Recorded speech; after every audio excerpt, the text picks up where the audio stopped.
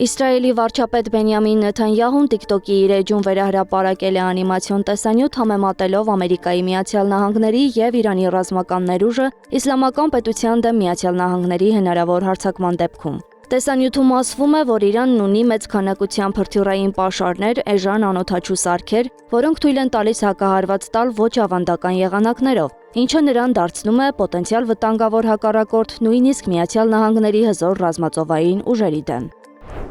Թուրքիայի արտգործնախարար Հական Ֆիդանը հայտարարել է, որ Թուրքիան ստիպված կլինի միանալ միջուկային սպառազինությունների մրցավազքին, եթե տարածաշրջանում որևէ մեկը ստանա միջուկային զենք։ Խոսելով Իրանի և Միացյալ Նահանգների միջև լարվածության մասին, Հական Ֆիդանն ասել է, որ այս պահին պատերազմի անմիջական սպառնալիք կարծես թե չկա։ Սոցիալիստ Անտոնիո Խոսե Սեգուրոն համոզիչ հաղթանակ է տարել Պորտուգալիայում կիրակի կայացած նախագահական ընտրության երկրորդ փուլում։ Նա կդառնա 20 տարվա ընթացքում Պորտուգալիայի առաջին սոցիալիստ ղեկավարը։ Չեխիայի վարչապետ Անդրեյ Բաբիշը հայտարարել է, որ կողմ է 15 տարեկանից փոքր երեխաների համար սոցցանցերի օգտագործման արգելքին։ 2025 թվականի դեկտեմբերին Ավստրալիան դարձավ առաջին երկիրը, որն արգելեց 16 տարեկանից փոքր անձանց մուտքը նման հարթակներ։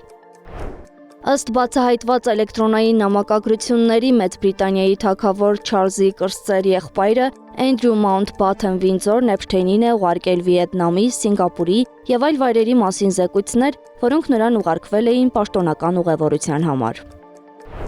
Իսկ Ուելսի արքայազն Ուիլյամը և արքայադուստր Քեթրինը խորապես մտահոգված են Ջեֆրի Էփշթեյնի գործի վերջին բացահայտումներից։ Քենսինգթոնյան պալատի խոսնակն ասել է, որ նրանց մտքերը զոհերի հետ են։ Մակրոնին նվիրել են նրա մեջբերումով ու արդեն հայտնի դարձած ակնոցի պատկերով գինի։ Անահիտ Սարգսյան, Նոնա Գևորգյան, ABC Media։